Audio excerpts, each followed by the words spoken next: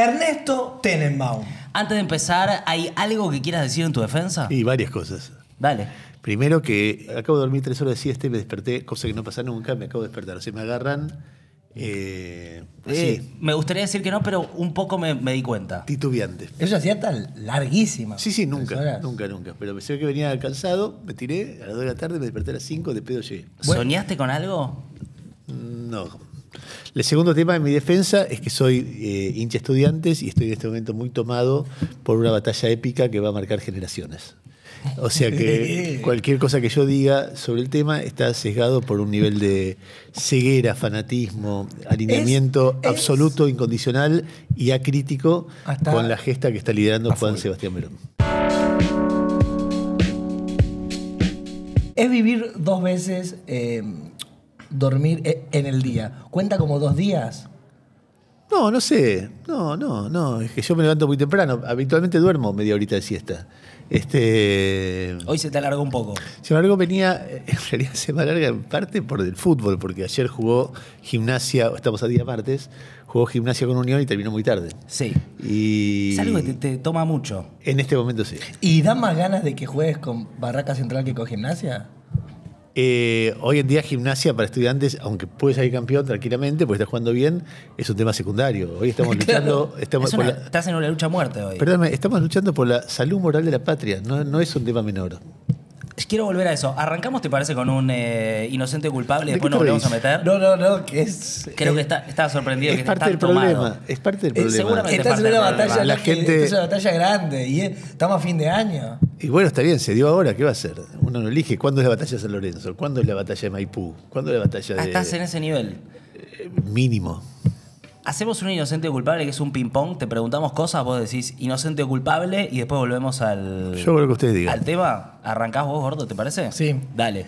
Inocente o culpable de haber expuesto al perrito Garfio como influencer cuando no sabemos si él quería. Inocente. Bien. Inocente o Su culpable. popularidad creció, pero inmediatamente. Inocente o culpable. Muy consumidor de mandarina, ¿no? ¿Garfio? Sí, de mandarina, de tomate, de banana. Y es pero un perro vegetariano. No sé si vegetariano, carne también, pero... Después cuando va... Y de cuando medias hace- con olor. De medias con olor. Le gusta mucho cuando me saco las medias robarlas y Y se la olerlas. lleva. Sí. ¿Y lo perseguís o lo dejás? No, lo dejo. Ernesto, inocente o culpable. Se llevaría muy bien conmigo, porque es un montón de medias con mucho olor. Inocente Sí, pero o elige las mías, de la familia de Ah, solamente. Pero sí. pueden ser las que tienen más olor. No sé, ¿viste esa cosa del líder de la manada? No tengo idea. Puede ser bueno. que las que tengan más olor, sí. Inocente o culpable de estar más cómodo hoy con el afecto progresista que antes en otro momento de la vida con un afecto de gente más antiperonista. No sé qué es inocente o culpable, pero ¿sabes qué pasa? Que yo no creo mucho en los afectos a los periodistas. Me parece que... No es que no creo, es que creo que hay algo que es ruidoso, que es que te quieren cuando vos pensás como ellos y no te quieren cuando pensás distinto. Y se supone que el amor es independientemente del pensamiento de la otra persona. Vos querés una persona y valorás su independencia o te enriquece su independencia. Sí. En el fanatismo con el periodista lo que hay es, che, está diciendo lo que yo siento que hay que decir. Claro. Entonces te quiere en función de eso. Y vos, nada, de repente cambiás y entonces te dejan de querer cuando decís lo distinto. Entonces, ahora, sí, yo prefiero que me quiera mi familia. Entonces, como... Que son más progres. Y claro, en mi familia, como la música que me gusta, cuando yo era muy crítico del kirchnerismo y había un sector muy amplio del kirchnerismo, del progresismo que puteaba, yo decía, che, ahí están los que se visten como yo, escuchan las canciones que yo escucho, leen leen los libros que yo leo. Claro. Entonces había una ruptura ahí que era mucho más difícil de procesar o con la que era más difícil de convivir que la ruptura que hay ahora con la gente, que no sé, una señora que el otro día me dijo zurdito en la calle. A mí eso... ¿Cuca? No, Cuca... todavía bueno, no. una vez en Bucios, una mujer me dijo, qué vergüenza los kirchneristas en Brasil. Mirá. Y yo le digo, señora, no sé por dónde empezar, porque no soy kirchnerista, vengo a Brasil desde que tenía 20 años, usted está en Brasil y no es kirchnerista. No sé qué es lo que me quiere decir, pero bueno. Y con esta, te repregunto algo mínimo, con este amor o este momento de amor del progresismo, ¿hay algo que te condicione? En el sentido de que esa tribuna que hoy te aplaude, tener el miedo de mira, que... hablándolo con un poquito más de profundidad. Una cosa que yo creo que he aprendido, a tratar de decir las cosas de manera que no ofendan y que hagan pensar, o que lo intento por lo menos muy fuerte. Entonces, si yo tengo que decir, yo sé que mi público es variado. Naturalmente ahora es un público más crítico de Milei. Debe haber kirchneristas ahí, debe haber antikirchneristas, debe haber algunos mileístas, incluso funcionarios importantes del gobierno, que te mandan mensajes en secreto y esas cosas. Pero yo creo que en la época de Cristina todos nos enojamos mucho. Y una autocrítica que yo tengo es que yo podría haber hecho críticas fuertes tratando de razonar con la persona que está escuchando y que piensa distinto que yo. Y yo era tan agresivo como la agresividad que recibía. De esa experiencia surge que uno tiene que poder decir las cosas como si discutiera con respeto con otra persona, como si hubiera, no sé, son dos amigos, che, a mí me parece tal cosa, fíjate, te lo digo de onda, pero qué sé yo, por ejemplo, hoy, el vínculo entre, para volver a mi obsesión, entre el kirchnerismo y el Chiquitapia, con el argumento de que si no, del otro lado está Milei o las sociedades argentinas, bueno, si no querés que vienen las sociedades privadas, no seas Chiquitapia.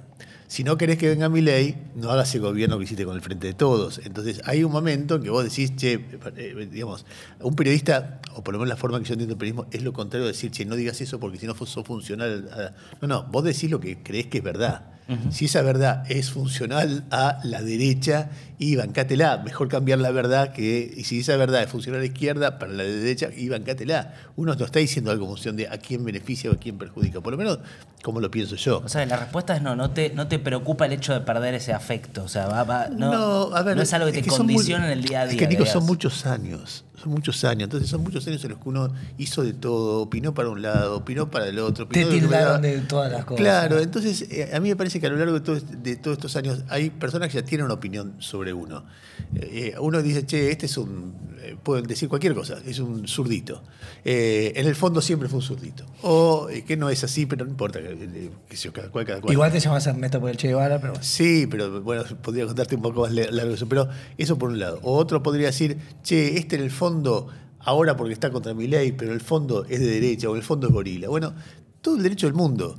Y a otra gente va a decir, che, a este tipo le creo porque dice lo que piensa y me hace pensar, que es lo que yo aspiro, uh-huh. Y es coherente y labura mucho para poder contar lo que cuenta y tiene mucha pasión, que es lo que me gusta decir de mí mismo, y no está cerrado y trata de pensar, qué sé yo. Yo, por ejemplo, estuve 2 días pensando el tema de la designación de un militar al frente del Ministerio de Defensa.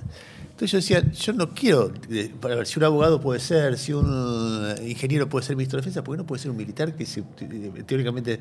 Y porque hace 50 años hubo una dictadura. Bueno, fueron 50 años de interrupciones de la democracia por parte de los militares, de 1930 a 1980, y otros 50 que ya no. Entonces uno puede decir, bueno, pero entonces ¿cuál es el problema? Bueno, el problema es que hay una historia. Entonces, uh-huh. ¿Cómo se resolvería esa historia? Que el tipo que asume invita a tomar un café a Estela de Carlotto y le diga, mira, yo estoy de acuerdo con vos respecto a la dictadura, fue una porquería, avalo la autocrítica de Balsa de los 90, que yo esté acá es por una cuestión meramente técnica y profesional, no tiene nada que ver con ninguna reivindicación, y entonces vos entenderías eso como algo que no es una provocación. Sí. Hecho como está hecho es una provocación. Entonces, y después pensar un poquito más. Que alguien ponga en ministro de Defensa a un tipo que no repudia la dictadura, que es un militar, no quiere decir que vuelva a la dictadura, ¿entendés? O no quiere decir tampoco que no, pero en principio es apenas una provocación en una sociedad que es una sociedad libre, democrática, que no es la misma sociedad que en el caso. Pero en esos casos corres esos riesgos de pensar y de llegar a posiciones que por ahí una parte de tu audiencia va a decir, che, debería ser. Es que es un desafío eso de la relación con la audiencia. Si no, uno es sujeto de cosas que no corresponden. Entonces, bueno, yo para tener rating, para que mi audiencia se mantenga, tengo que decir tales cosas. Y bueno, es muy extorsivo eso. Uh-huh. Yo prefiero correr el riesgo de no ser demagógico en eso y de tratar de pensar esas cosas, ¿entendés? Es decir, qué sé yo. ¿Y no te pone nervioso por ahí, no sé, perder reproducciones o perder gente que está del otro lado? No, porque esas cosas van y vienen. Y porque a ver, todo lo que hacemos periodismo político sabemos que desde las elecciones para acá todos los números bajaron. Eso es bastante evidente. Y qué sé yo, en el 2001 vos ponías un Zamora y hacías 15 puntos en la tele. Y en el 2005 ponías un Kirchner y hacías 4. Bueno, hay momentos que se vende pochoclo y hay momentos que no se vende pochoclo. Esas idas y vueltas de la tensión sobre la política son desafíos para nosotros, porque qué sé yo siempre pienso, ¿cómo será ser periodista en Suiza? Bueno, los buenos encuentran temas, ofrecen enfoques que son creativos, inteligentes, informados, etcétera, y nosotros están esperando que alguien invada algún país para tener que contar. Claro. Es más fácil cuando la realidad se te regala. Total. Ahora, yo interpreto que hay un grupo de periodistas que de alguna manera somos distintas expresiones de lo que podría ser la marcha contra el discurso de Davos o la marcha universitaria que fueron a principios de años. Y hay algunos de esos que tienen una mirada más dura, hay otros que no. Hay otros que le preguntás qué opinas de Cuba y te dicen, no, ojalá todos los países tuvieran la dignidad que tiene Cuba. Hay otros que somos muy críticos del castrismo desde chicos. No sé, hay de todo en ese mundo. Y después está lo que te gusta a vos hacer. Es cómo hacer un programa de radio, cómo estimular pensamiento, cómo generar risa, emoción, bronca, discusión, tratar de evitar la indiferencia. Bueno, la pasión tiene que ver con eso también, ¿no? Estábamos en un... me encantó, pero ¿querés seguir con el ping-pong? Es que justo tiró la palabra pasión y me parece que tiene que ver con lo que está pasando, con la obsesión con la que tenés. Y a veces parece que el fútbol... no sé, no es tan importante. Y sin embargo vos venís acá ahora... Mira, yo te voy a decir una cosa. Hay algo que el fútbol tiene que ver con la identidad de uno. Entonces uno en algún lugar... Yo no soy un hincha fanático, a ver, de esos que voy a La Plata todos los fines de una vez cada 2 semanas. De hecho, este año yo lo fui al partido contra Boca. No me sentía, anduve con algún kilómetro de salud menor en el primer semestre que me pedía laburar e ir a La Plata. Y después, en la Libertadores ya por cábala no iba porque veníamos bien y dije, no voy a joder. Pero me importa, cuando juego Estudiantes veo, cuando me importa, me influye mi ánimo y qué sé yo. Y siempre cada uno tiene su identidad y estás tironeando encima en Buenos Aires, sos minoría y todo eso. Se junta con un hecho que para mí sí es muy significativo, que es que hay un sistema que es muy... denigrante. El sistema del fútbol argentino en este momento tiene una cosa muy denigrante y me refiero a que hay chicos que ayer, por ejemplo, en estos días, un partido en la Liga Tucumana entre Famaillá y un equipo que creo que se llama Tucumán Grande o Tucumán no sé qué, que estaba siendo tan bombeado que el equipo de Famaillá se quedaron parados. Lo suspendieron cuando iba 5-1 por digitados desde Buenos Aires, de la AFA. Entonces... ¿Bombeado qué te referís? ¿Arbitraje? Claro. Entonces, esos pibes que tienen la ilusión de jugar al fútbol, ya ni es por guita, ni es por millones, aparece un tipo diciendo, el que asciende es este porque me dio esto y porque yo lo premio de tal manera y castigo. Y eso que le pasó a San Lorenzo, que lo descalificaron bombeándolo contra Central Córdoba el sábado, y que le pasó a Huracán 2 días antes bombeándolo contra Barraca Central, etc. ¿Contra qué atenta? Contra la ilusión y contra... Y cuando yo digo, hay algo que es muy fuerte en este sistema, es que cualquiera que se queja es castigado. Uh-huh. El momento que Estudiantes, que venía siendo bombeado, salió Tobillino y le dijo, vos te vamos a hacer descender el año que viene. Boina multicolor. Y además tenés que hacer el pasillo o sea, te tenés que humillar. Entonces, frente a eso, aparece un equipo que dice, no, yo te doy la espalda. Es histórico, es una imagen que recorre el mundo. Y vos ves, ¿a vos te gustó ese gesto? Sí, podría opinar, qué sé yo, pero en principio sí. Entonces, frente a eso... Puede ser que los jugadores de Central del país también quedaron como víctimas también de algo que es un poco más grande. Sí, también. Totalmente, pero no fue contra el jugador de Central. Además le avisaron, ningún jugador de Central se quejó, el técnico sí, pero los jugadores de Central no. Entonces, frente a eso, ves todo un sistema de gente que empieza a putear a Verón. Muy poca gente que putea al Chiqui Tapia, por la misma razón que ningún presidente del club sale de solidarizarse con Verón, porque hay negocios, el mundial, los canales de televisión están enganchados, los presidentes de los clubes no quieren ser bombeados, bueno, todo. El mundial el año que viene. El mundial el año que viene, claro. Y todo eso. Y entonces ves un gesto de rebeldía frente a algo que es muy autoritario y muy venal y muy... Y en el medio, los tipos que no venían denunciando lo que pasaba, ni los negociados, ni los arreglos, ni los descensos arreglados, ni los ascensos arreglados, nada, no decían nada. De repente el malo es Verón. Entonces, obviamente, a mí me sesga eso porque soy de Estudiantes, pero hoy salí en la puerta de Radio con Vos, paran un grupo de gente de recolectores de basura. Imagínate, moyanistas, Chiqui Tapia viene ese palo. Sí. Uno era Independiente, otro de San Lorenzo, el otro era de Huracán. Y los 3 me gritaban, estudiá. O sea, yo... ¿Hay algo popular en ese...? En ese gesto de rebeldía, en ese grito de decir, che, todos estamos viendo lo que pasa y nadie dice nada. Estudiantes de la patria. Sí. Estudiantes de la patria. Ahora, bueno, qué interesante también cómo de repente aparece Milei como un tipo que, por cómo se posiciona en contra de la trampa. Y Sí, de a repente ver, queda el peronismo, el progresismo, y solo- sin criticar, es como avalándolo. Increíble. Milei por picardía y también por convicción. Parte de la convicción de Milei son las sociedades anónimas deportivas. Eso es así. Sí. Entonces, lo que pasa es que no es lo que está en juego acá. Porque ni siquiera Verón, cuando hizo para mí una macana con lo de Foster Gillette, el inversor británico que después, o yankee, que después se fue, estaba armando una sociedad anónima deportiva. Es una construcción que hacen los que están trabajando para el Chiquitapia, que además, como si vos no querés sociedades anónimas deportivas, manejá bien los clubes. Claro. Entonces, todo eso a mí me parece que se juega cosas que yo sentí que muchas veces cuando Milei apunta contra Lali Espósito, porque ella tiene un grito de rebeldía, y que hay todo un sistema que empieza a decir el Lali Espósito no es distinto.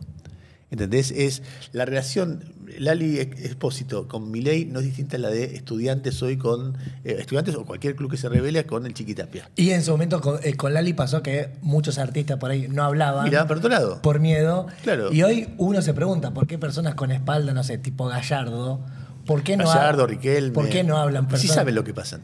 Sí saben lo que pasa. ¿Y por qué pensás que no hablan? Porque son parte de ese sistema, porque a veces no tengo idea, o porque no quieren tener malos momentos más allá de su profesión, porque no es negocio, porque no lo consideran. No sé el caso de cada uno. Pero el que habla es Caruso Lombardi. Hace rato que está hablando con... ¿Vos lo escuchás a Caruso Lombardi a nivel de data? Es impresionante, el tipo es de adentro. Entonces uno dice, bueno, pero es un exaltado Caruso Lombardi. Sí, los que tipos que enfrentan todo un sistema de cosas suelen ser un poco... Mira, va a parecer ridículo, pero ¿ustedes vieron Perfume de Mujer, la película de Pacino? Sí. Bueno, vos viste que ahí es la historia de un ciego que quiere morirse, grande, que es él, y que pasa sus últimos días con una especie de lazarillo, que es un joven que tiene un problema muy serio. Sí. El problema serio es que está becado en una escuela que puede cambiarle la vida porque no tiene guita, y esa guita es de chicos ricos en esa escuela. Y hacen una macana y la escuela empieza a presionar para que digan qué macana hicieron. Y hay un juicio porque los chicos ricos, presionados por sus padres, confiesan, pero le echan la culpa a este. Y cuando le piden a este que delate quién fue, este se mantiene a una costa de que lo castiguen y le caguen la vida. Entonces Al Pacino se para defenderlo y hace un alegato, esos alegatos de la película Yankee, que está muy bien, que dice, esta rebeldía, el corazón de este pibe, solo el corazón que arman en un país. Yo no creo que esto se juegue eso, pero hay un momento que esos chicos que dieron la espalda a un acto de autoritarismo y que se están sosteniendo, la sociedad debería sostenerlos, no abandonarlos. Y entonces lo que yo hubiera preferido que pase con el pasillo ese, una vez que la AFA decide eso, es que los 22 jugadores dijeran, no, vamos a jugar a la pelota, olvidémonos del pasillo, hay un quilombo acá, no nos queremos meter. Entonces, Estudiantes no despreciaba a Rosario Central no era despreciado. Queda como un tema de dirigentes. Que se arregle el Chiquitapia con los 22. ¿Entendés? Lo que pasa es que también el presidente de Rosario Central es un tipo que es del Chiquitapia. El Chiquitapia hizo una estructura financiera, él lo dijo, para salvar a Rosario Central. Hay toda una especie de entramado ahí. Con Tobillino y Massa. Bueno, en realidad a Tobillino creo que lo menciona, lo designa Macri ahí. Que Macri cuando llega interviene la AFA y pone a 4 personas. Una es Tobillino. Cuando Macri cae, Tobillino se mantiene ahí. Es Massa, es Zamora en Santiago del Estero, hay todo un poder ahí detrás que es impresionante, ¿no? Para los que siguen el formato, voy a abandonar el tema del inocente culpable. Creo Podés que ya seguirlo, estamos metidos en otra cosa. No, tengo mucho para preguntarte. Supongo que hay algo que me pasa en este momento particular que es, hay una sensación como de discurso único y de destino inexorable de la Argentina, que es el que plantea el gobierno, como una sensación de fortaleza que yo nunca había visto en estos términos desde que laburo. Supongo que me sale preguntarte qué tan real es esta fortaleza que estamos viendo del gobierno y cuánto crees que puede durar un momento así. No sé. A ver, es una foto. Hubo momentos de mucha fortaleza. 2011 de Cristina. Total. 54-17, mayorías absolutas en todos lados, etcétera. ¿Quién iba a decir que 2 años después perdían las elecciones con Massa? No sé, Menem en el 95 después de la reelección, o en el 93, no sé lo popular que era. Claro, eso nosotros no. Entonces hemos tenido momentos de popularidad muy fuerte. Es muy difícil gobernar un país. Y es un gobierno que ahora va a tener mayorías parlamentarias, va a poder poner jueces, como tanto otras veces pasaron. Lo que pasa es que es un gobierno que tiene un 40% hoy. Y va a depender de cómo gobierne, es así de sencillo. Si gobierna para la gente, en 2 años va a ser reelecto. Y si gobierna en contra de la gente, si dentro de 2 años los jubilados siguen ganando 2 mangos, y los jóvenes siguen teniendo problemas muy serios para tener algo más que con suerte la guita que alcanza para vivir día a día sin poder tener una vivienda. O sea, tiene que enfrentar, serán 2 años, serán 4. Cuando uno compara números, por ejemplo, de programas de estabilización, los programas de estabilización generalmente arrancan con una devaluación fuerte y un ajuste fiscal importante. Y eso ocurrió por las buenas o por las malas, por vía de la inflación, por medio del recorte de gastos, lo que fuera. Nosotros tenemos 2 antecedentes recientes. Uno es el de Cavallo y otro es el de Remes-Lenikov-Lavagna. Al año y medio, 2 años, en los 2 casos la Argentina crecía al 10%. Hoy no crece ni de pedo al 10%. Ayer Broda decía está estancada como mínimo. Y la otra, la inflación. La inflación al segundo año devalúa por 3 remes cuando se rompe la convertibilidad. No por mucho más que Milei. Al año la inflación era del 3,5%. O sea, los datos de crecimiento e inflación, que es como se miden en los programas de estabilización previos, fueron mucho mejores. El plan económico de Milei, o el programa de Milei, en este año y medio, es un programa fallido. Su triunfo tiene que ver con una apuesta que funcionó, y funcionó de manera totalmente inesperada y fuera de todo registro histórico, que es la apuesta por Trump.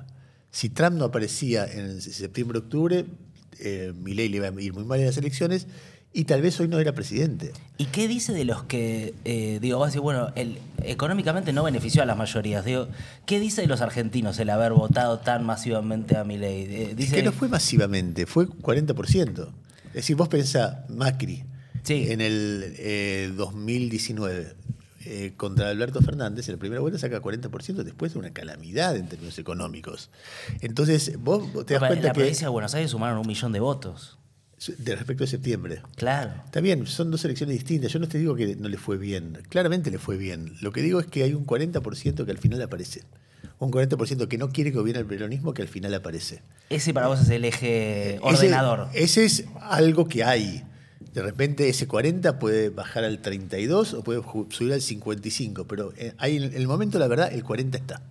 Es decir, 40 puntos sacó Macri en el 2017, 40 puntos sacó Macri en el 2019, 40 puntos sacó Juntos por el Cambio. Si le sumás Juntos por el Cambio más lo que sacaron en el 2021 Milei y Spert, ya tenés 47 puntos. Es un 40 puntos sacó ahora. Es un movimiento muy popular, el antiperonismo. Pero claro que sí, claro que sí. Tal vez soy más popular que el peronismo.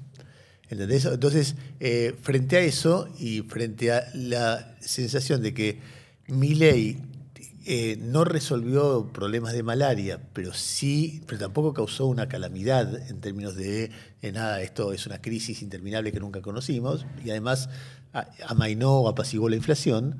Bueno, ese 40% está.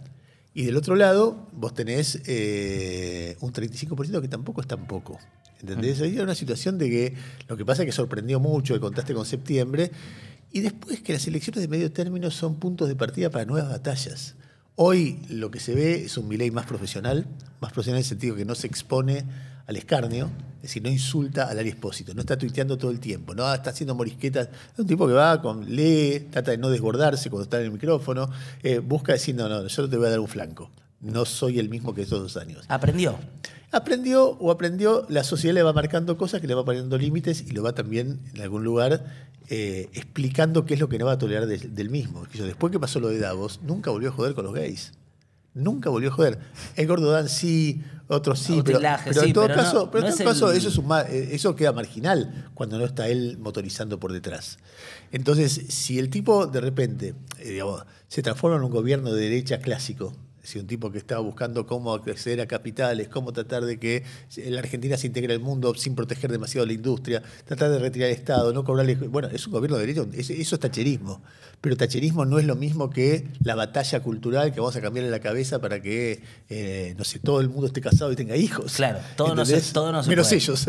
Claro, eso es impresionante. Pero sentís que su talón de Aquiles es más que el tipo vuelva a ese origen más de la batalla cultural, o es más la economía. Es la Argentina. Mira, Salió en estos días una nota de un tipo muy interesante que se llama James Carville. James Carville, el que hizo es la economía estúpido. Claro, James Carville era un tipo derrotado que estaba en Arkansas, un estado completamente insignificante de Estados Unidos, y se hizo amigo de aburrido del gobernador de Arkansas, que en ese momento se llamaba Bill Clinton. Y en un momento, tirando ideas, Clinton le dice, ¿por qué no me ayudas a tratar de ser presidente? Pero no vas a ser presidente. El Partido Demócrata hay tipos muy poderosos y estados muy importantes. Probemos. Y se lanza. Y entonces, básicamente, la concepción de Carver, que era un pelado muy eléctrico, que después apareció en series, qué sé yo, la concepción de Carver es, el Partido Demócrata viene hablando de identidad, que somos los progres, la justicia, es muy abstracto, es la economía, estúpido. Y puso carteles en todos los comités demócratas, es la economía, it's the economy stupid. Entonces, el tipo además, como chisme, la que manejaba la campaña de Bush, cuando se enfrentaron Clinton y Bush, el Bush padre, en el 93, 93 fue en 92, se llamaba Mary Matalin y se enamoraron en esa campaña. Y escribieron un libro que se llama It's All Fair, es todo legal, los dos juntos. Y hoy tiene 81 años. Bueno, escribió una nota diciendo, no es el tiempo de la economía, es el tiempo de la furia. Diciendo, los que ganan son los que expresan el enojo que hay en la sociedad. Y entonces eso vale para Trump, vale para Mamdani, vale para Milley. Explica por qué Trump y Mamdani por ahí se juntan y tienen cosas en común. ¿Cuál es el problema de eso? Vos seguís a la ultraderecha norteamericana, los que corren por derecha, que no son nada marginales, o sea, tipo como Tucker Carlson, los periodistas más poderosos, más influyentes de Estados Unidos, está diciendo ahora, ¿saben por qué votan a Mamdani? Porque este capitalismo es una mierda, porque ahí los ricos se la llevan toda. Entonces, ¿quieren que sigan votando a Mamdani? Dejen que los ricos se la llevan toda. Entonces, esto está diciendo Tucker Carlson, no está diciendo Mamdani nada más. Entonces, empieza a haber una bronca por cómo funcionan las sociedades capitalistas. Claro, vos podés como candidato expresar la bronca, pero después, para satisfacer la necesidad de la cual surge esa bronca, tenés que hacer cosas muy rupturistas. Milley no las está haciendo, Trump tampoco. Entonces, es muy fácil de pensar que esa bronca en algún momento va contra ellos. ¿En cuánto tiempo? ¿En 2 años? ¿En 6 años? ¿En 4? No lo sé. Que puede ser también un nuevo movimiento de derecha, que no hace falta que sea un movimiento de derecha, progre. o de izquierda, o de alguien. Si Axel Kicillof, por ejemplo, que para mí no ha abandonado sus ganas de ser presidente, tiene ese dilema. Soy un tipo que se corre al centro y no asusta, o soy Mamdani, ando con el Clio y con un megáfono diciendo, che, acá los ricos se la llevan todas. ¿Entendés? Es un dilema, porque si sos el tipo de gobernabilidad, te acercás a Rodríguez Larreta. Bueno, le pasó a Boric, ¿no? El hecho de toda esa promesa de un cambio muy profundo que no se termina de dar y ahora parece que vuelve. Entonces la bronca va para otro lado. Ahora, si vos tenés millones y millones de chicos de clase media baja, qué sé yo, que no tienen ninguna chance salvo de vivir al día. La idea de tener vivienda propia. Y esto, vos escuchás este tipo de discusión en Estados Unidos. El otro día salió una nota del New York Times diciendo que antes el promedio de edad de los chicos que tenían vivienda propia a los 30, ahora es a los 40, con hipotecas y todo.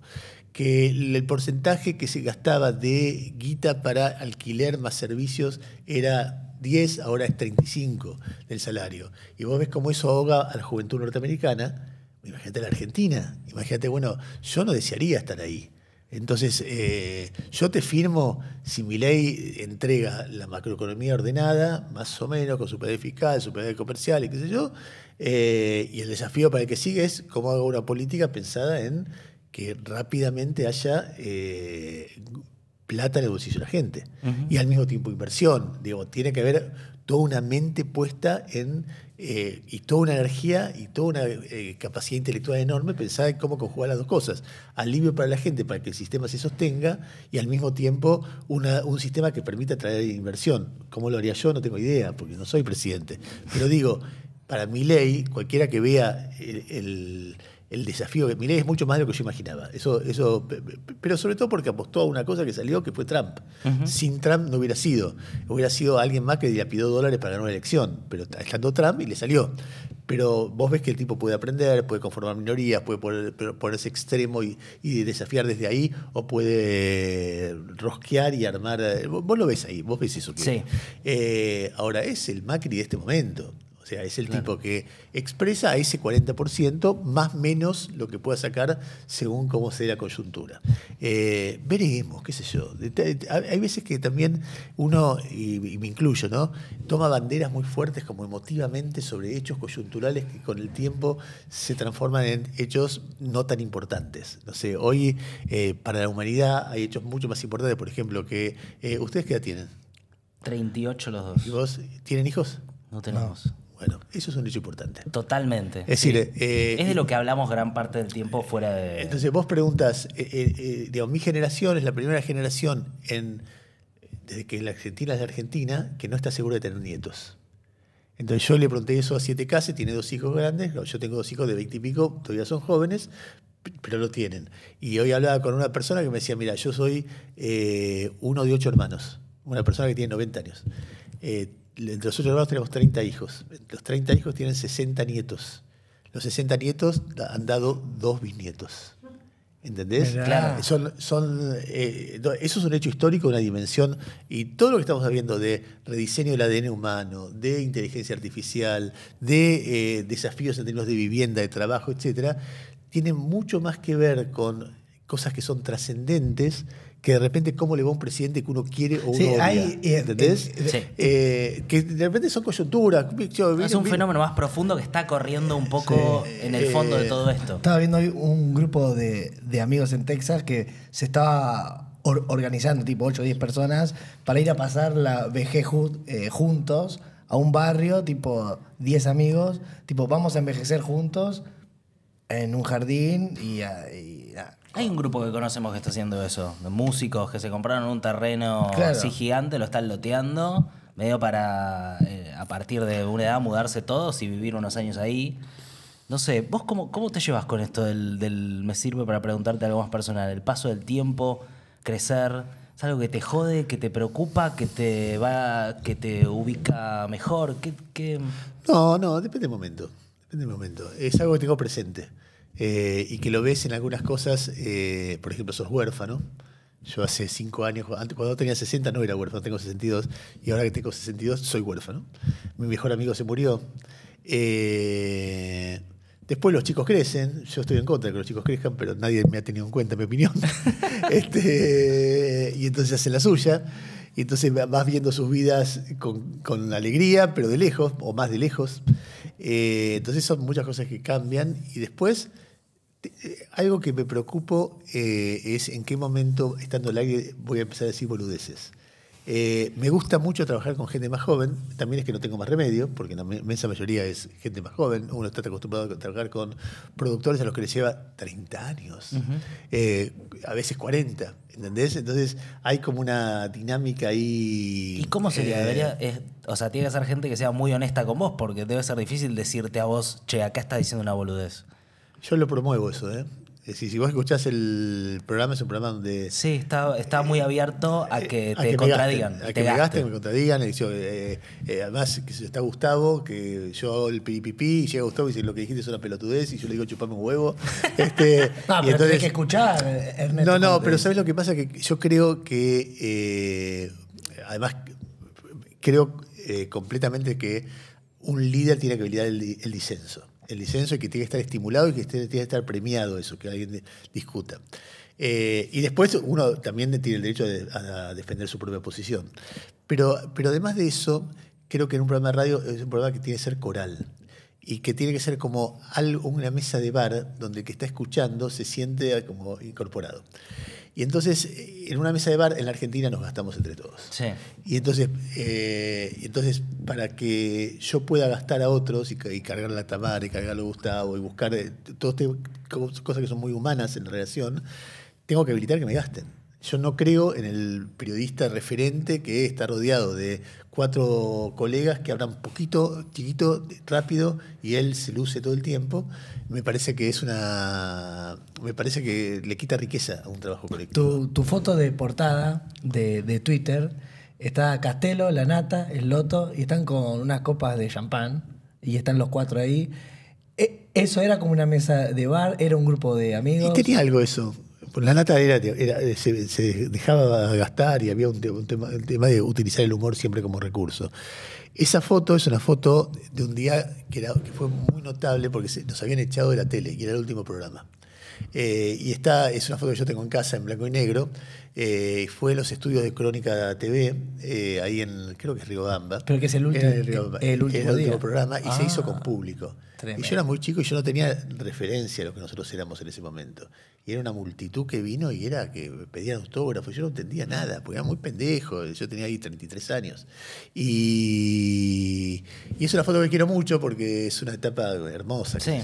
Hay algo que decías de lo de permitir que te gasten esa cosa de humor que pasa en el programa, que pensaba te generó algunos costos. O sea, en algunas situaciones de humor dijiste cosas que fueron...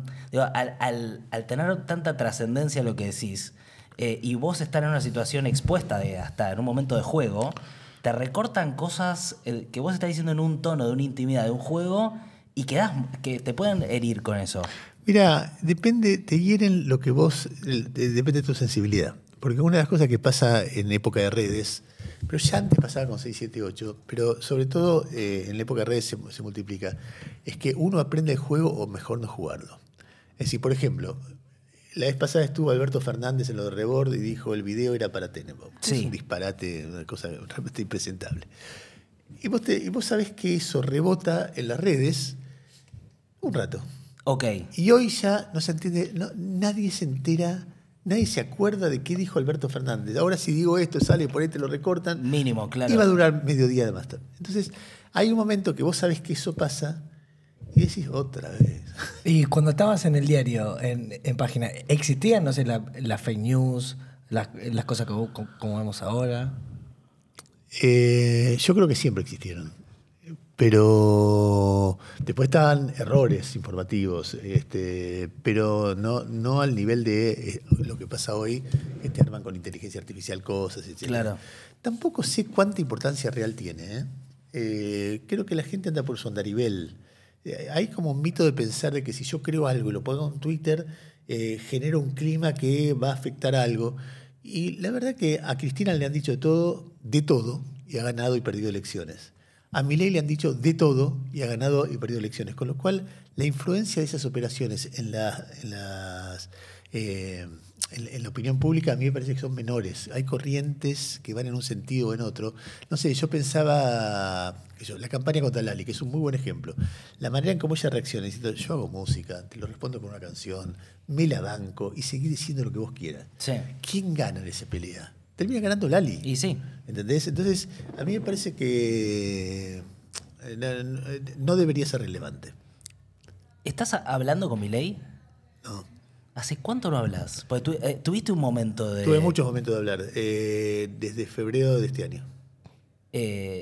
¿Hubo algo, lo cortaste vos? Sí, lo corté yo porque hubo un insulto que a mí me pareció totalmente fuera de lugar. Más viniendo de alguien que hablaba conmigo. Y me parece que no. Vos terminás en este momento siendo, yo diría, uno de los 2, 3 periodistas más importantes de la Argentina. Lo digo yo. ¿Eso qué? Y hoy están juntos contra el Chiqui Tapia los dos. Sí, tenemos Eso es muy loco. Bueno, esa es la contradicción principal. Primero está estudiante, después ese movimiento y después los hombres. Eso es impresionante. Pensaba, si uno dice cuáles son los periodistas fundamentales de esta época, seguro estás vos, seguro está Majul. Dicen algo de la época. No sé bien cómo lo interpretas. No, yo no estoy de vos. acuerdo. No estoy de acuerdo. No creo que esa sea de mi dimensión. No hablo de Luis. De mi dimensión no creo que sea ni uno de los 2, ni uno de los 5, ni uno de los 10. No tengo idea. Yo mi laburo y... No estás pensando en eso. No estoy pensando ni lo creo. Ni me parece relevante. No hay tabla de posiciones acá. Vos haces un laburo. Y el laburo te gusta o no te gusta y te amarga cuando sentís que es mediocre y te pone contento cuando sentís que hiciste algo especial. No tengo ninguna pretensión de ser líder de opinión de nada. En todo caso, yo me imagino más dialogando y tratando de pensar algo. Sí, defiendo los valores que tengo, pero a veces pienso que tal vez en algunas cosas esté equivocado. No creo ser dueño de la verdad de nada. No, yo me he corrido de ese lugar las veces que he podido. Y cuando me han puesto para putearme o para elogiarme, es un lugar incómodo. No es un lugar que me sea sencillo porque me molesta, porque mi vida es otra cosa. Porque mi vida es, nada, ¿qué hacemos mañana con el programa? Che, no pasa un carajo, ¿de qué nos disfrazamos? ¿Entendés? Y ahora un ratito voy con María a hablar de Cerital y después tengo que escribir qué escribo en la nota de Infobae para que se lea y estar mirando qué pasa en la política norteamericana para entenderlo y qué sé yo. Estás enchufado con el laburo, no estás... No me gusta el periodista referente, no me gusta. Entiendo, me gusta que me quieran, me gusta que me digan cosas lindas en la calle, uno lo agradece mucho, qué sé yo, pero no es el lugar nuestro, ¿entendés? Eso vale para un artista, para un cantante. Nosotros estamos trabajando en otra cosa. Vos escribiste una novela que es una ficción. ¿Cómo llegaste con la realidad a través de la ficción? Porque hubo algunas situaciones que fueron premonitorias en tu novela, que después pasaron, que se parecían a la realidad. A través de la ficción, ¿pudiste también, no sé, encontrar nuevas maneras de explicarlo? No me acuerdo mucho de la novela porque mi mujer me la jugó en contra todo el tiempo. No me gusta, no la quiero ni leer. Porque además, ¿cuando estaba publicada? Sí, porque había además escenas de sexo. Y, no puedo leer esto. Mujer Única, 2004, una caricatura. 2014. Yo siempre cuando escribía en el diario disfrutaba mucho de la crónica. Y la crónica tiene elementos de ficción, por lo menos en la manera en cómo está construida. Por ejemplo, a mí me mandaron a cubrir una nota que hoy no sé si podría ser publicable, pero me mandan a cubrir Menem encuentro en Japón con las autoridades japonesas.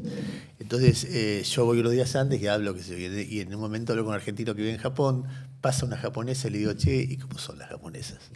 Y entonces tengo un diálogo sobre cómo son las japonesas, y entonces hago una nota muy irónica, donde todo el tiempo había una ironía sobre cómo es tener sexo o cómo las japonesas, sin decirlo, una nota que después mandé para aplicar una beca y gané la beca en parte por esa nota. Y esa nota era una crónica de un viaje a Japón que un argentino medio pelotudo trataba de curiosear cómo era. Y entonces, y permanentemente yo cuando, antes de morir, mi viejo me dio 4 cajas donde había juntado todo lo que había publicado yo desde que empecé. Y cuando empiezo a ver, busco las notas que yo siento que mejor escritas estaban. Entonces, en un momento, cuando esa novela, Una mujer única, es producto de que en ese momento me había cansado del debate kirchnerismo-antikirchnerismo. Y ya quería tratar de abordarlo de otra manera. Y hacía rato que tenía ganas de escribir ficción como un juego, no como algo, que yo me transformara en novelista porque eso es otro oficio. Claro. Y fue el momento, y la idea que se me ocurre es hacer una historia de amor dentro del poder, donde el amor para el poder está prohibido y entonces se genera un lío bárbaro porque es disruptivo y entonces se arman todos los quilombos y en esa escena... Y ella está encerrada. No, y en el momento en que a Cristina la operan y alguien dice, pues durante 40 días no va a poder enterarse de nada de lo que pasa y va a tener que estar encerrada en una habitación sin saber de las noticias.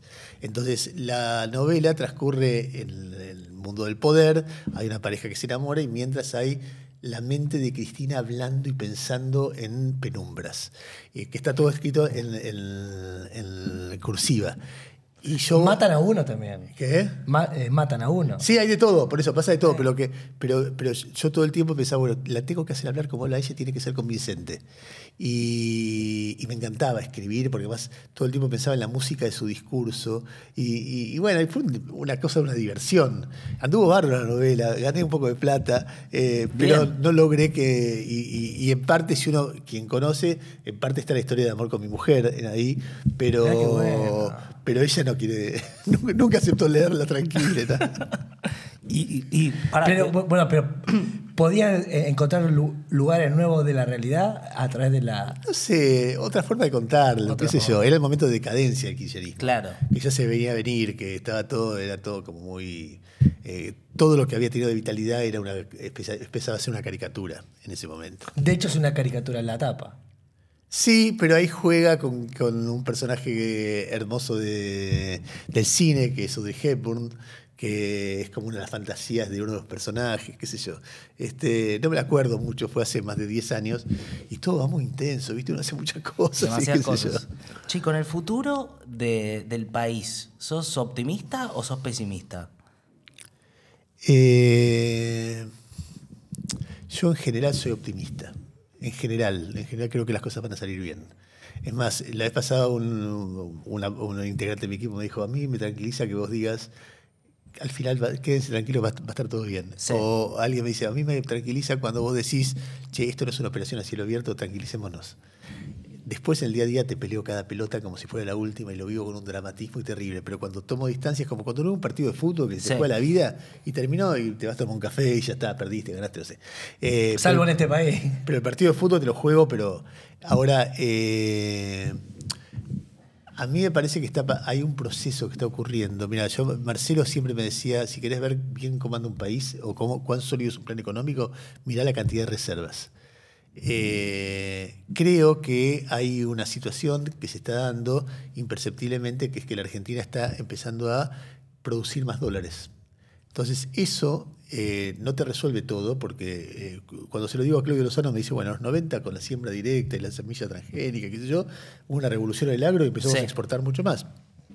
Y como permitiste que se la lleven, no lograste la estabilidad del país. Bueno, yo creo que ahora hay una nueva oportunidad respecto de eso, con energía, minería, etc. Bueno, y depende de qué haces con eso. Dejás que se la lleven, qué haces con los impuestos, qué haces con la industria, qué haces con el comercio, cómo graduás una cosa con la otra, cómo podés manejar los tiempos para que mientras eso va generando más fuentes de trabajo y más recursos, no generes un desastre en la industria del comercio que haga que mucha más gente se quede sin laburo que la que obtiene laburo en los nuevos... bueno, ahí hay un montón de desafíos que depende cómo se gestione. ¿Y los ves a ellos con la ductilidad como No, yo coincido con tipos que no pienso para nada, como Broda, que Broda dice hay un dogmatismo de tener que bajar la inflación a como sea, y lo que importa es eso. Entonces, parte de eso es importemos lo que venga. Entonces, por eso clavemos el salario. No desprotejamos a la industria, no importa. Lo que intenta es que vengan capitales y bueno, todo eso me parece que genera un ruido innecesario y demoras en ese proceso. Pero claro, como hay algo estructural que básicamente te está dando una oportunidad, los errores se pagan menos y los aciertos se cobran más. Entonces, a mí me da la impresión que debería haber la oportunidad para que haya una sociedad un poco más rica y un poco más estable y un poco más integrada. Tiene que haber cabeza pensando en eso. ¿Y qué tendría que pasar, viste, con esta pregunta de si sale bien?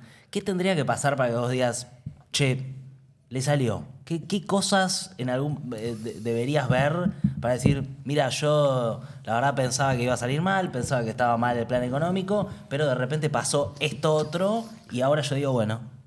¿Qué es? ¿Es la baja de la pobreza sostenida? ¿Es el crecimiento del PBI? Bueno, si un gobierno entrega, si tenía déficit fiscal y no tiene déficit fiscal, o tiene mucho menos, tenía un problema de cuenta corriente, o sea, de balanza de pagos, y hoy lo tiene mucho menos, la pobreza está un poco menor, etcétera, y entrega, vas a decir, che, este gobierno no estuvo tan mal.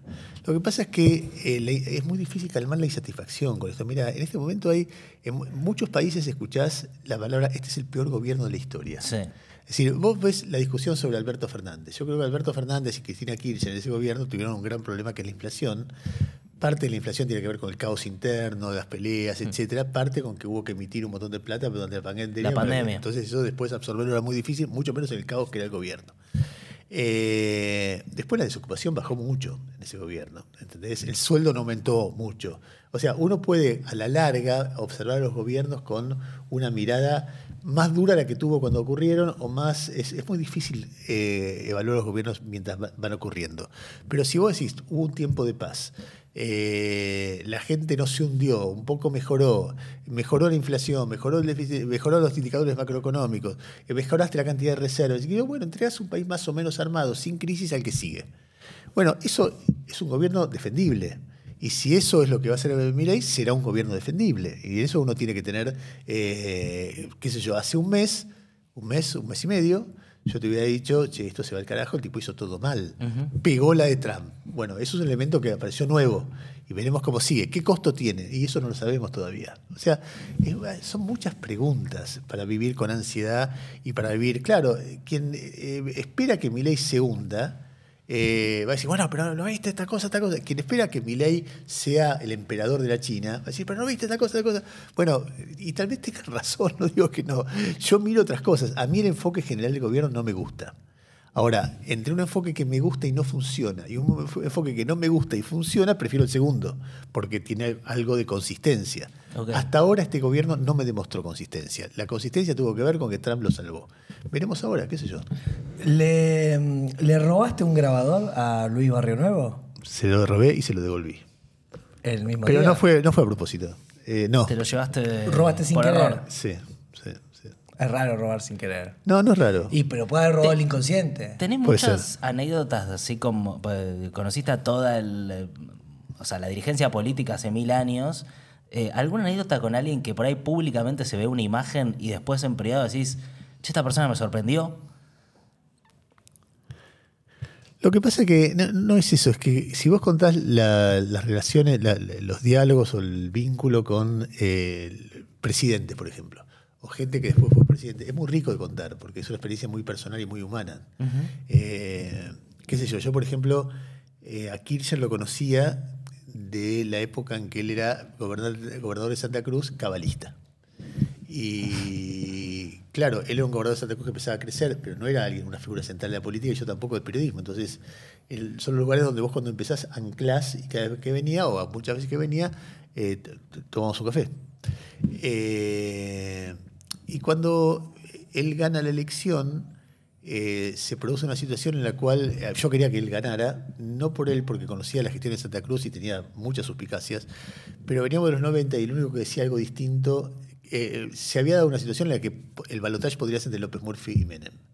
Y eso era la continuidad de lo que yo no quería. Y claro. había un tercero que podía ganar. Y entonces a mí me parecía que el último programa previo a la elección vino Cristina al programa de periodistas con Marcelo. Sí. Y nosotros hicimos un par de programas muy críticos de López Murphy. Estamos hablando de hace 20 y pico de años. Claro, asumió Kirchner y volvimos a ser los que éramos, a romper las pelotas. Y nosotros hicimos un clip donde ellos habían ido a Estados Unidos, los había recibido Bush. Entonces aparecía Kirchner en campaña diciendo las manos ensangrentadas de Estados Unidos en Irak y el apretón de manos inmediatamente.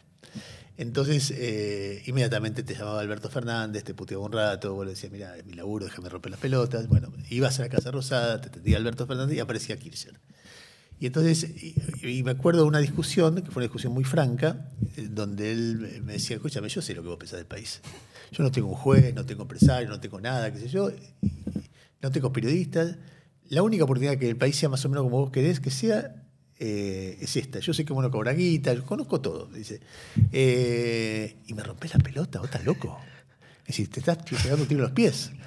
Entonces yo le digo, era bastante áspero, pero esa charla a mí me conmovió. Entonces yo le dije, mirá, yo soy periodista, yo tengo que contar lo que veo de vos.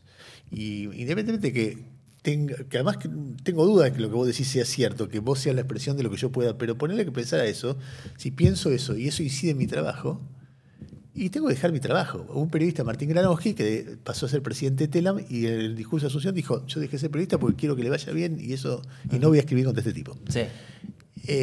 Bueno, después Kirchner me dice... también yo respeto la independencia periodística, la verdad que la respeto, viste que hacía así él cuando... ahora, entre esa cosa que vos decís de independencia periodística, construir un país distinto, privilegiar la independencia periodística, es una pelotudez. Es una cosa... Y yo decía, bueno, está bien, primero me tenés que convencer de que vos vas a ser un país distinto, y segundo, es un planteo vocacional, tal vez sea una pelotudez, pero la pelotudez que yo elijo. Y bueno, y después terminó todo como el orto. Sí, yo creo que parte de eso debe tener que ver con mi estilo, con lo que yo pensaba del periodismo en aquel entonces, parte de eso tiene que ver con la incapacidad del kirchnerismo para dialogar con quien piensa distinto y critica. Ahora, que que tuvo un gran problema con eso. Es algo que te pasó con varios presidentes, que tenías algún diálogo hasta que llegan al poder y por tu laburo termina tensándose la relación. No sé, pienso esto de Milei. Hablabas. Con Milei, con Macri y con Alberto Fernández. Con Macri, en el 2014, en un momento le estaba buscando gente que no era macrista que dijera que fuera macrista, que era macrista o que quería que fuera presidente. Y un día me agarra y me dice, vos sos un cagón porque fulano de tal, no importa quién, está diciendo, es macrista y lo dice, y vos sos macrista. Y yo le digo, ¿de dónde sacaste esa pelotudez? Que yo soy macrista. ¿Qué no sos? No, la verdad que no. A ver, ¿por qué? Y porque te escucho y creo que chocas. Todos querían que vos seas... No, bueno, yo creo que todo político bueno intenta eso. Total. Es decir, no es conmigo. Es en general, es su trabajo, ¿no? Pero bueno, te pasó de tener esos Milei diálogos. No, Milei me decía, yo sé que vos sos zurdo y lo que haces tiene que ver, es coherente. No espero de vos otra cosa. cuando hablaba con él me decía, yo sé que vos sos un tipo de izquierda, ¿y cómo vas a decir que vote por mí? Que vos querés que yo pierda. Pero veía un interlocutor válido en vos. Sí, Había como algo de una honestidad que respetaba. Bueno, él decía, es el único progre que nunca me trató como un payaso. Bueno, eso es... Inclusive hizo algo que a mí me impresionó, porque él tiene un libro que se llama El Camino del Libertario, que es como una especie de biografía, siempre muy desordenada. Los libros de Milei son muy desordenados. Y en un momento hay una página entera de agradecimiento a periodistas. El 90% está peleado hoy. Y el último soy yo, y es sobre el único que escribe algo. Dice, un hombre que está en las antípodas de mi pensamiento, pero que siempre pregunta con profundidad y respeto o algo así. Y no me lo dijo él, no me dijo, mira, voy a escribir esto de vos. Yo me enteré, podrían haber leído y no me hubiera enterado de eso. Me impresionó. Por eso me impactó que después, obviamente, yo soy consciente de quién soy yo. O sea, yo le pego a Milei, y muchas veces le pego a Milei muy duro, y le pego a Milei en lo personal. Yo he dicho que de los personajes que menos respeto personal me generan de todos los que conocí en mi vida. O sea, él tiene derecho a enojarse.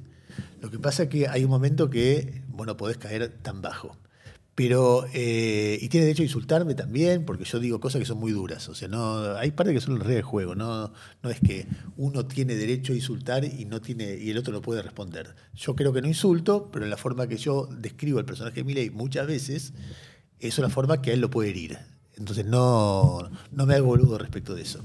Lo que pasa es que hay un momento que uno entiende cuáles son los límites de una relación y vos decís, bueno, sí, hay un límite que no se debe cruzar.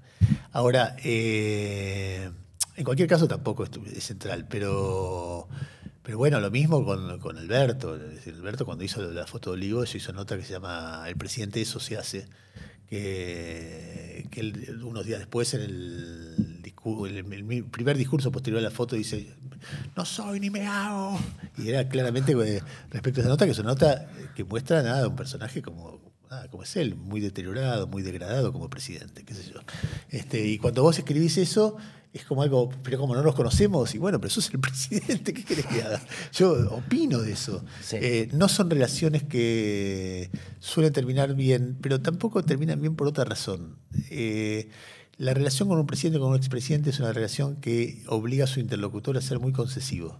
Sí, porque son personajes que hablan mucho, que hablan muy bien de sí mismos todo el tiempo, que es extenso, que reclaman como una aprobación muy fuerte. Entonces se transforman en relaciones un poco aburridas también. Claro. Por lo menos en mi experiencia, ¿no? Son relaciones de iguales, son relaciones que vos escuchás justificaciones o explicaciones. Y yo no me he hecho amigo de ninguno. Entonces, a veces que yo con un amigo, bueno, bajá eso, terminemos con esta historia a lo largo de la vida, qué sé yo, pero a mí no se me dio eso. Hay una entrevista muy fuerte que hacen hace 10 años con el Loto, que es los dos con Vudú, y que Vudú tiene como que dar explicaciones con ustedes y ustedes están muy incisivos con él, y esa nota, no sé. Yo si tuviera que elegir una de las 5 o 10 notas de mi vida, esa es una, porque nosotros estábamos en TN, y Marcelo era amigo de Vudú, o era amigo, tenía una buena relación con Vudú como economista. Y él no esperaba que ustedes sean tan incisivos. Bueno, cualquiera que nos conoce sabe que si en el contexto procesado, nosotros somos los periodistas que somos, te vas a preguntar hasta el hueso, y vos podrás responder, y siempre en un tono tranquilo, pero esto y lo otro, y explícame esto y explícame lo otro. No tengo idea qué pensó él, pero cuando Marcelo le empieza a hinchar, danos una nota, él le dice, cuando me procesen se las doy. Y el día del procesamiento cumplió. Y fue todo un tironeo con TN, porque en TN había resistencia que la hiciéramos nosotros, pero no se la daba a otros, y nosotros ya la habíamos arreglado, y él decía vengan al Senado, el TN decía que venga al estudio, porque a 678 va, y finalmente nos la dan y decíamos que la vamos a perder. Bueno, y finalmente la hicimos. ¿Y de esa nota hay algún intercambio que recuerdes particularmente, alguna pregunta? No, recuerdo que le vamos contando, che, pero vos eres amigo de pero este vivía en tu casa, pero esto pasaba acá, pero esto, y los pasajes la relación era que él no tenía nada que ver con The Old Fund, y nosotros le preguntábamos una cosa, la otra, y él explicaba como, nada, un tipo está acorralado. Y entonces me acuerdo del remate de Marcelo que dice, si estuviera Paenza acá, diría que la probabilidad de que todas estas casualidades ocurran tiende a 0. Ese momento me lo acuerdo. ¿Y él qué hizo? Nada, se cayó la boca. Volvés mucho a Marcelo. ¿Qué es lo que tenía de especial o de particular como periodista que no ves que abunde? No sé, era muy riguroso, era muy equilibrado, era muy apasionado. era muy buen tipo y nosotros teníamos una amistad que permitía un diálogo que era muy rico para los dos. Yo siempre bromeaba que en la época del kirchnerismo, si por ahí que la nata era 0, estaba en Hugo Punta y Víctor Hugo 10. Marcelo y yo estábamos entre 3 y 7. Generalmente más cerca del 5, o sea, más cerca de nosotros, yo más cerca de la nata, él más cerca de Víctor Hugo, pero más cerca de nosotros que cada uno de los extremos.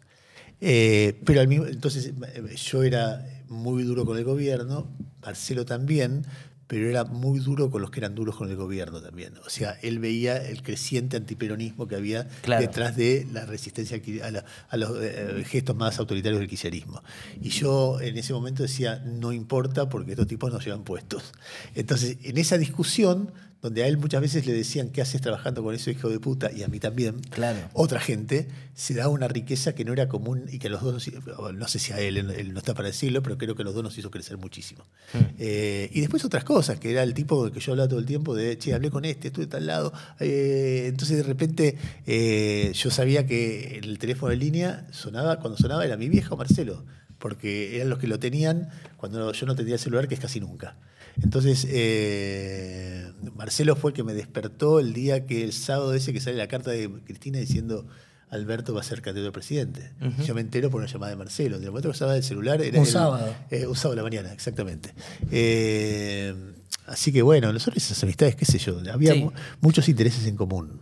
Entonces la historia que vas a ver una fuente, si che, estuve con tal y me dijo tal cosa, y yo también, y leí tal libro y era muy rico. Sí, muy rico. Hay algo que yo lo escuchaba mucho en la radio y tenía algo que es que yo lo sentía pensar al aire. O sea, sí, y una dicción muy prolija, la palabra, y una voz como muy... Yo soy un desastre en eso, yo soy muy desordenado, muy caótico. Hay algo de ese estilo que a mí me cuesta encontrar, que es la sensación de prender y no saber lo que el tipo va a decir.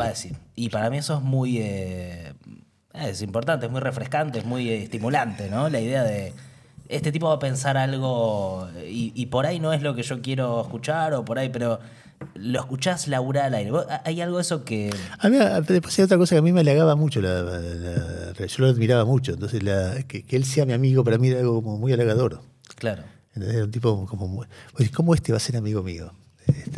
Así que eso. Eso es hermoso para una relación. ¿Cómo haces, Ernesto, para en un minuto... ¿Es realmente así? Armar el cubo? Sí, pero pero este es muy duro. No lo voy a hacer en un minuto porque es muy duro. ¿Qué es lo duro? Y gira muy lento, ¿ves? Creo porque que es medio... nuevo. Porque es nuevo. No, porque no es magnético esa porquería. Te juro. Creo que es medio trucho, claro. Es que salió 5 lucas. 1.200. Está bien, eso explica que no sea magnético. No, claro, sale 50 lucas, 70 lucas. ¿Podés hablar mientras tanto o...? O sea, lo caro es mejor en algunos casos. En este caso, sin duda. Voy a tratar. ¿Cuáles son las condiciones que descubriste de vos gracias al cubo mágico? No descubrí nada, yo soy un obsesivo grave, no hay ningún descubrimiento. Un demente. ¿Pero es una precisión? ¿Qué es? No, es la insistencia. Es la insistencia, eso está bueno. Es la insistencia y... No, olvidate. En el tiempo que pueda. No puedo. Es que no se puede, es imposible esto. Pucha, hubiera traído el mío y te lo mostraba, pero... Mientras no puedo. Decime. Mientras pero que lo magnético fluye más rápido. Sí, y además se desliza, no tenés que estar... claro, está luchando con el... Claro, ves que acá... Esto es como un hombre en las cavernas. Acá yo hice una esquina. Está bastante bien, mirá. El comienzo de esto. Ahora te voy a hacer un cachito para que veas cómo va, rojo y azul. Pero se va a poner aburrido porque... Bueno, es un momento en donde se está viendo, la gente está viendo a Ernesto Tenenbaum armar el cubo Rubik. Sí, pero es un plomazo. Que no es magnetizado. No es magnetizado, evidentemente. Sí, viene por acá. Claro, cada vez que se rompe. Es muy malo. Bueno, no compremos más cosas baratas. Yo creo que ya se ve que hay algunas caras que están medio cubiertas. Mira, ahora vas a ver otra cara cubierta, pero... Yo no sabía que había tantos... Pero también tiene problema de color esto. Porque el naranja y el rojo queda muy... Son parecidos.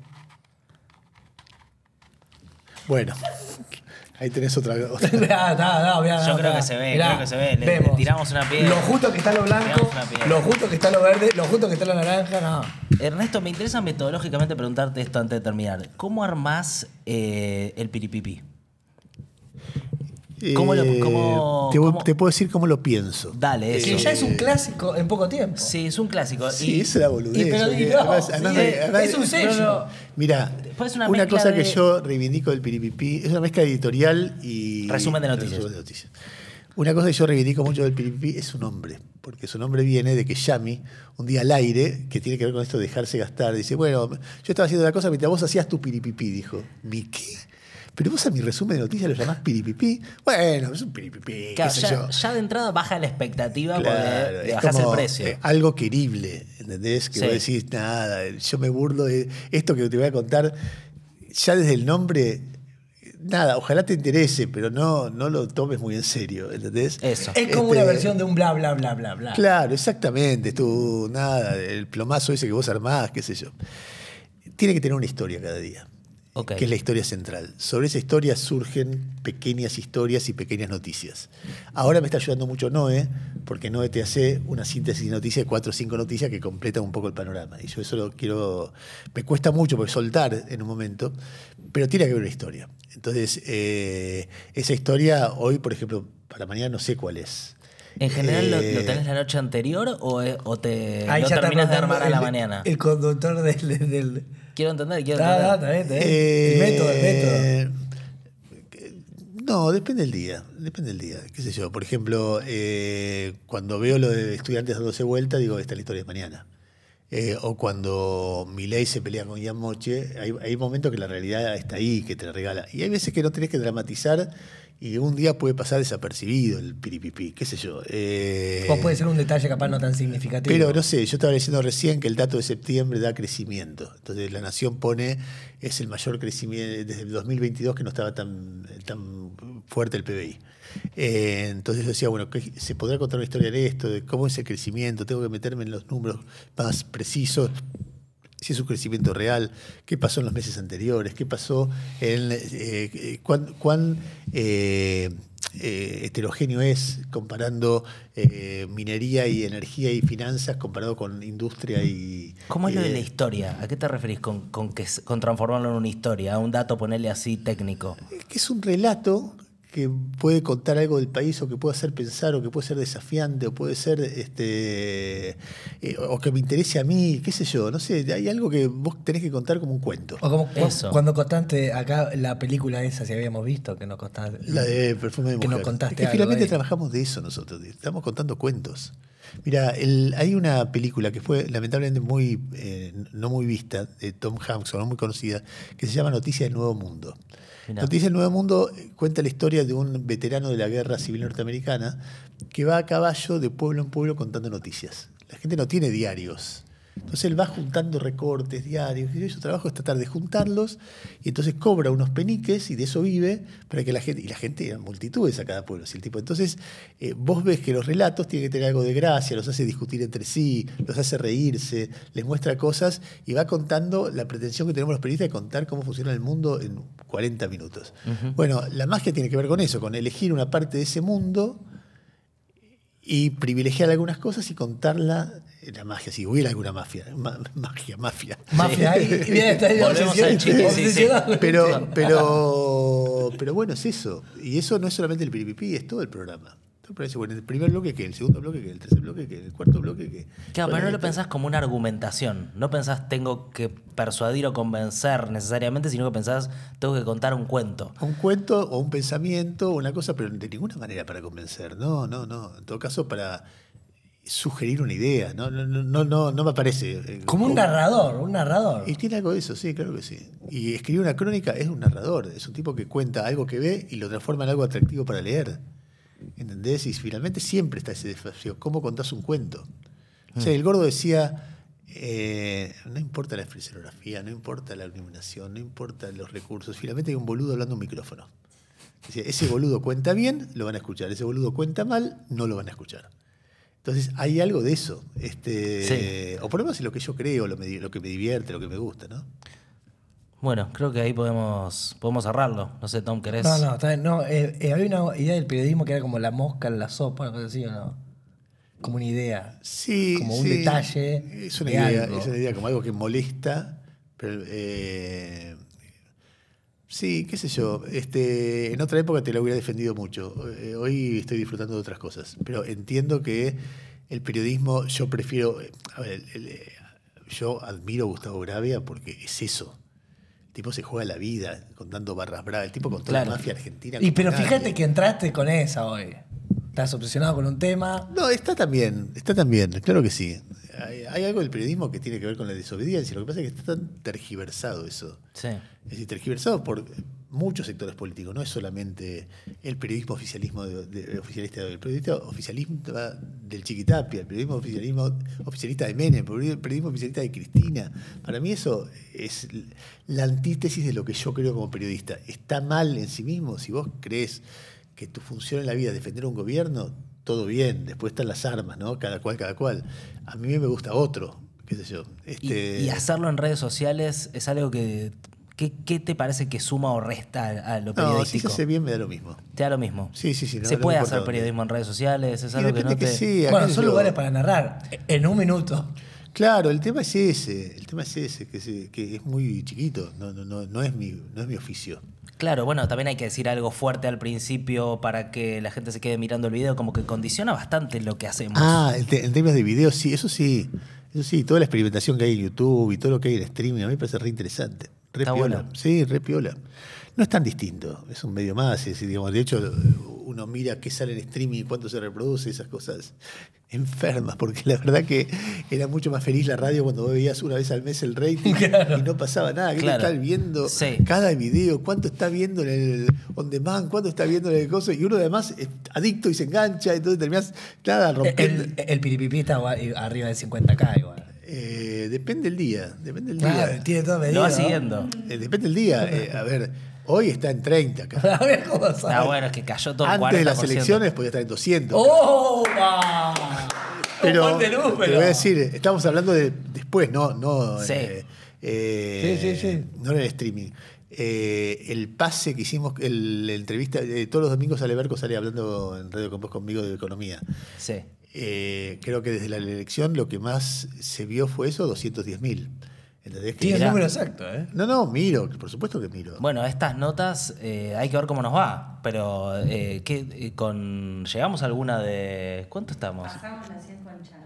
Pasamos las 100 con Charo, con Malena también. No, con Malena pasamos 200. 200 pasemos. Bueno, por ejemplo, lo que miro sí es el cenital con María. Sí. Son 3 videos. Entonces yo miro la suma de los 3 videos. Ah, Y este año debemos tener un promedio de 160.000 en la suma de 3 semanales, ¿no? Tremendo. Sí, pero después se divide, depende, por ejemplo, que yo viene una figura muy convocante y el video de esa figura por ahí puede tener 200.000 o 100.000.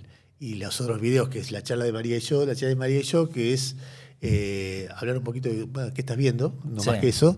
En general está en 50, 60, 70. Es como que a los nuevos medios les interesó las figuras de los medios tradicionales. Y sí, pero es que es lo mismo. Es lo mismo. Estás buscando figuras, todos están buscando figuras convocantes. La multiplicación de todo esto para nosotros es un beneficio, porque tenés demanda de laburo por todos lados. Sí, pero también Ese- si no pones límite, labura un montón y estamos Eso por un cansados. lado, y por todo te rompe la bola para hacerte notas. Eso es Y uno- insoportable. Y uno tiene amigos, dice, bueno, está bien, voy, pero en ¿Qué? un mes no me rompa la bola la concha del mono. y Ernesto, una cosa que a vos no te pasa que nos pasa a nosotros, es que nosotros queremos ser dueños de los medios, porque es más fácil hacer un medio. O sea, tenemos un canal, transmitimos por esos canales. ¿A vos nunca te pasó eso? No. Nunca te quisiste, porque podrías haberlo hecho, decir, che, no sé, bueno, Me aburre, ¿no? Y me preocupa, me tengo que preocupar por cosas que no quiero preocuparme. sueldos, reuniones con socios. Sí. Todo eso lo querés despejar de la ecuación. Y no es lo mío, qué sé yo, a mí me gusta otra cosa. Y si Mientras durmió pueda- 3 horas de siesta. Ponele. Fue un día especial. No, qué sé yo, por ejemplo, por primera vez después de muchísimos años en la negociación con la radio para seguir, yo dije, bueno, para empezar, 45 días de vacaciones. Este año, después de muchos años, quiero tomar vacaciones largas de verdad, porque estoy quemado. Si yo fuera dueño, ni en pedo puedo hacer eso. No, claro. ¿Y todas juntas? Todas juntas. Felicitaciones. Ernesto Tenenbaum. ¿Cuántos años tenés vos? 38. Bueno, en 24 años, por ahí te tomás 45 días de vacaciones. Voy a intentarlo. Gracias, en serio, gracias a ustedes, chicos. por haber venido. Un placer total. Comenten, pónganle me gusta y todo eso para que este video para competir con la editorial de Tenenbaum va a con el competir Pipipi. con Tenenbaum. Sí. Espero que gane Tenenbaum, porque puede pasar que pierda. Nos vemos la próxima. Chao.